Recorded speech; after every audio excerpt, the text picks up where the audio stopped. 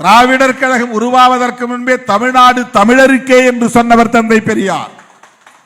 அவரை தமிழர் பகைவர் என்று பலர் உளறிக் கொண்டிருக்கிறார்கள், பிதற்றிக் கொண்டிருக்கிறார்கள், அரைவேக்காட்டுத்தனமாக அவதூறுகளை அள்ளி இறைக்கிறார்கள். எங்களுக்கு கவலையாக இருக்கிறது. ஆசிரியர் அதை பற்றி கவலைப்படுவதே இல்லை.